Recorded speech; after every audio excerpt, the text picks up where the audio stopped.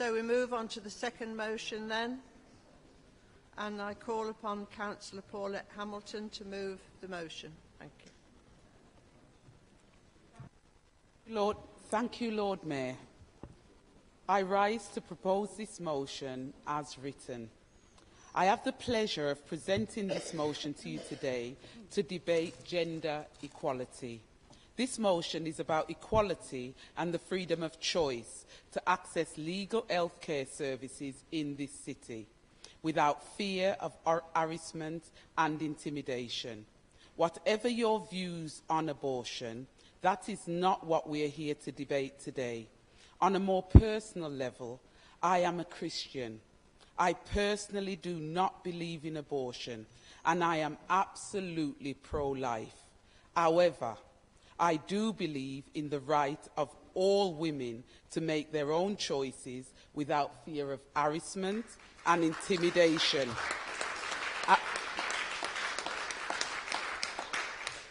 Outside a clinic accessing healthcare services. Today, we have received a number of emails stating that individuals that hold vigils outside the clinic in Birmingham are peaceful and do not intimidate and harass women. However, I have information that on many occasions, other members or other groups of the public have intimidated women while they have entered the clinic. A member of staff from a local organisation supporting women was with a pregnant woman and encountered a male dressed as a priest spraying holy water over the woman, walking into the Mary Stokes clinic. I am actually confident to state that I do not believe this individual was in fact a priest.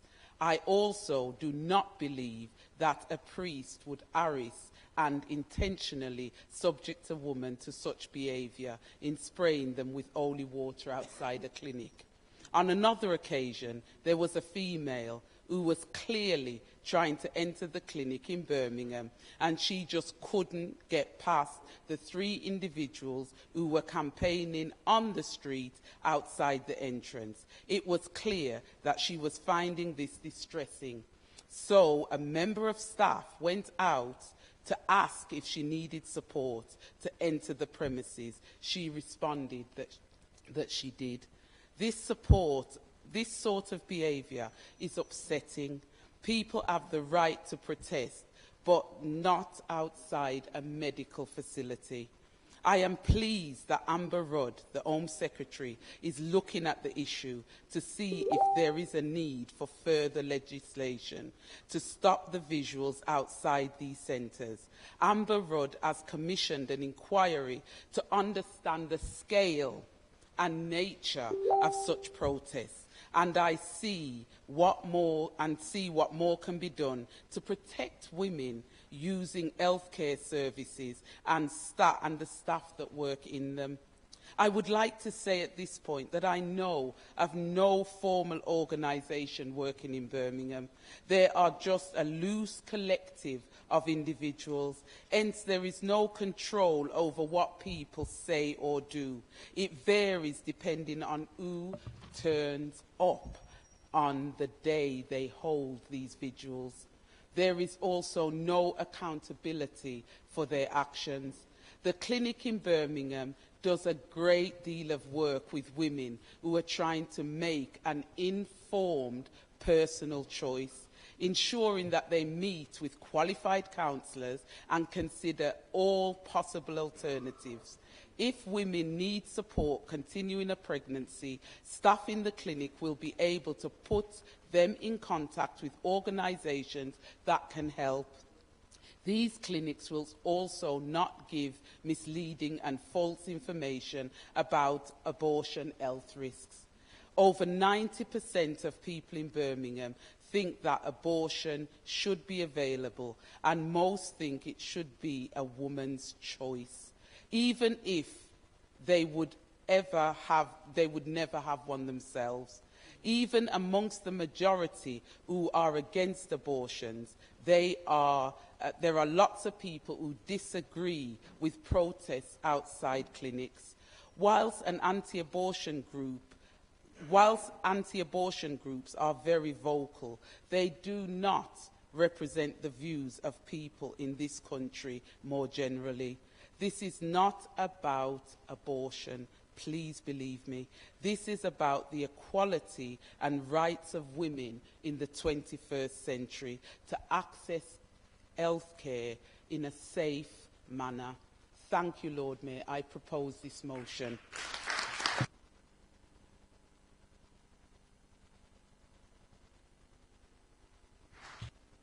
I call upon Councillor Jane Francis to second.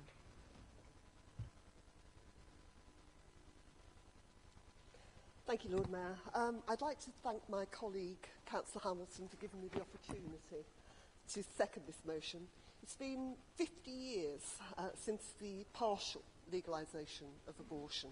Shockingly, in 2017, women seeking termination can be confronted with abuse and harassment.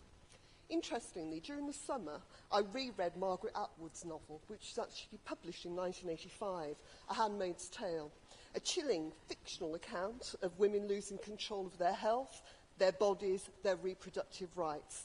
Disturbingly, in 2017, we're still fighting to keep control of our bodies. Many women have had terminations. I have, a number of my friends have. We didn't take those decisions lightly, and they were essentially private medical decisions. What we have on our doorstep are disturbing scenes. Groups of people following women, calling them murderers, telling them if they change their lifestyle, they won't have the problem again. Protesters feel free to use graphic images, distribute questionable medical evidence. These protesters are not seeking to change the law, but to change the minds of women themselves. Protesters also seek to discourage people from working in clinics and, of course, create considerable disruption in neighbourhoods which have got clinics on their doorsteps. Now, we know that existing legislation already provides for arrest when protesters are causing harassment, alarm or offence, and some of that legislation includes the Public Order Act 1986 or the Antisocial Behaviour Act of 2014. And within that, there are public space protection orders which can be instigated. Other local authorities in this country are taking action. Ealing Council, for example, is exploring the use of buffer zones using public space protection orders. This initiative has got the support of the BMA, the Royal College of Midwives and others who champion women's health. As Councillor Hamilton said, the Home Secretary Amber Rudd has acknowledged that whilst everyone has the right to peaceful protest, it is completely unacceptable that women should be harassed or intimidated simply for exercising their right to healthcare, advice and treatment.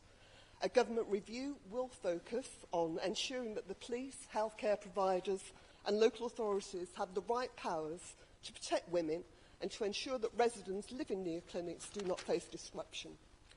As a council, we have the power to protect women and support them in making their personal medical decisions. I second the proposed motion presented by Councillor Hamilton and urge this council to support women's rights to privacy and the right to access health treatment in Birmingham free from abuse or intimidation. Thank you.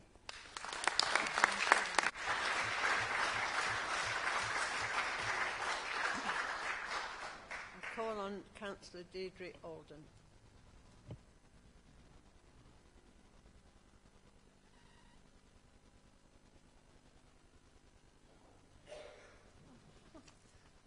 Thank you, Lord Mayor. My light wasn't flashing, so I'm slightly surprised. I am not against abortion, but I think that this Labour motion is trying to whip up feelings by painting a picture which honestly isn't what is happening in Edgbaston. It mentions harassment, then it says street harassment, then it says people should be free from intimidation, and then bullying and intimidation. And then Councillor Francis said in her speech that there is considerable disruption in areas where there are clinics. I've been a councillor in Edgbaston for 18 years. The vigils outside this clinic have been happening on and off, more off than on, for 30 years. It's not new, and I bet most members opposite never knew it was happening because it hasn't been a big issue. A couple of times a year, in Lent and Advent, people from local churches stand outside the clinic to pray and to speak to people who want to have a conversation with them. Even now in Advent, they are not there all the time. There are never more than 3 people at one time, and this year's vigil is going to end at Christmas. People opposite may not agree with what they're doing, and that's their right, but please don't go away with the view that it is a noisy, shouty environment outside the clinic, because it isn't. If it was, as an Edgbaston councillor, I would get complaints, not least from residents, because Arthur Road is a residential road. I don't think there's another business in it. It's all houses or flats. And I don't get complaints. I think in my 18 years, I can remember one person, maybe 2, who raised it with me, and that was years ago. This year, only 1 resident has contacted me, and that was as a result of Councillor Hamilton's comments in the Birmingham Post. And that resident, who wasn't connected to the vigil, said to me that she didn't want a buffer zone, she didn't think it was a good idea. So to sum up, I just think the language used in this motion is provocative and honestly doesn't describe what's been happening in Edgbaston for years. I believe this is a national motion which Labour have latched onto, and they're quite entitled to do that. But please, I want the members opposite, don't presume that what happens in other areas must also be happening in Edgbaston. Thank you. I call on Councillor Bridget Jones. Thank you, Lord Mayor. Whilst I respect Councillor Alden's position, I must say that doesn't tally with my experiences of what I've seen photographs of at that site, and also friends who have lived on that road in the past. I just want to be very clear what this is and isn't about as a motion. This isn't about the rights and wrongs of abortion, and that is a legitimate and emotive debate to have, and this isn't about restricting freedom of speech. It's about the right of women not to have other people's views screamed in their faces and to have their privacy violated on what for most will be one of the hardest days of their lives, as they go about accessing what should be a legal, safe and often life-saving, actually, medical procedure in this country for many of the women who undergo it. There's many reasons only the second woman to sit in the deputy leader's seat here. There's the same reasons we've only ever 1 woman in the leader's seat. There's the same reasons that the Lord Mayor is only the 8th woman to occupy that high office, and that over 100 years after women first entered this chamber, we still have never achieved 50%. And one of those many reasons is that we, as a society, I think we tolerate sexual harassment and abuse of women in a way that we just wouldn't for other groups. Having a view on abortion is absolutely fine. Expressing that view is fine. Lobbying for change, if you believe there should be change, is your democratic right, and that's fine. But when people express that view or lobby, we have to have exactly the same standards for them as we do for other debates. When hate groups like the EDL come to our town and hold a rally, much as it hurts us, we respect their right to protest, and we let them do it in a managed and controlled way, because we recognise the distress that their views and their ways of expressing those cause to our many diverse communities in this city. What we don't do is we don't conflate their hate and racism with what is a legitimate debate about immigration, which is what they would like to do to legitimise their views. We had a very good debate about anti-Semitism here in this chamber at the last council meeting. There are people who, in that debate, not in this chamber, there are people in society who would like to try and legitimise their anti-Semitic views by cloaking them as part of the legitimate debate on Middle Eastern politics. And as a council chamber, we recognise the difference in those things and said that that cannot be used as a cloak. Praying for women is fine. Doing it as a crowd of scores of people, often with inflammatory banners and placards, is not. Protesting is fine, but that protest should be made to politicians. They should not be made to individual women or to the staff offering them a service in what are often desperately distressing circumstances. Offering counselling and advice is fine if you are a qualified and impartial counsellor, not a lobbyist in disguise. The place for debate on this is in Parliament and in respectful and safe places, not as a mob in the street, targeting lone women and healthcare professionals. That is not the place to do that. A majority of women in the UK report street harassment at some point in their lives, and if we condone this for women who are in this kind of crisis, Lord knows where that leaves the rest of us day to day. 1 in 5 women, according to Rape Crisis UK, reports being a victim of sexual violence at some point during their adult lives. That equates to 8 women here in this chamber, and probably a higher proportion walking through the doors into those clinics.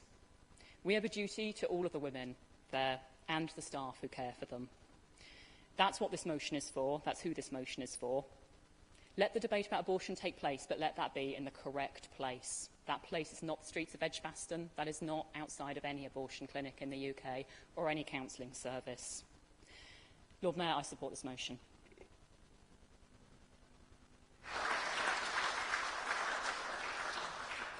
I call upon Councillor Hamilton to reply.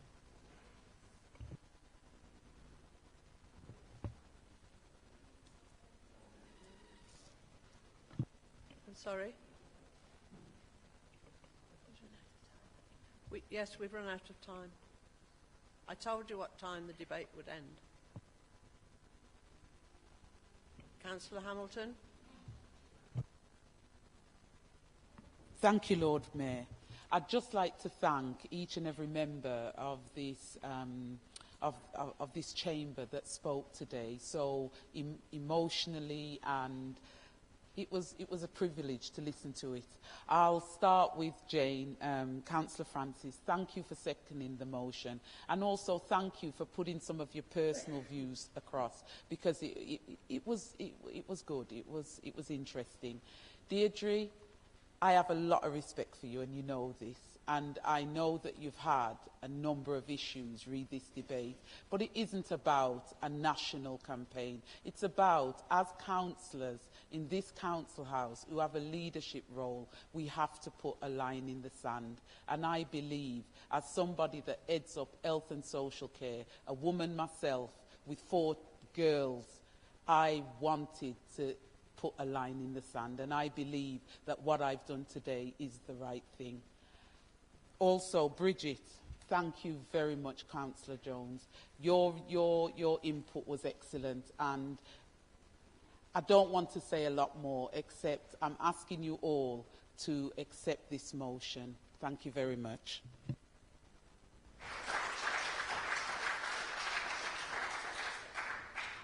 We will now vote on the motion.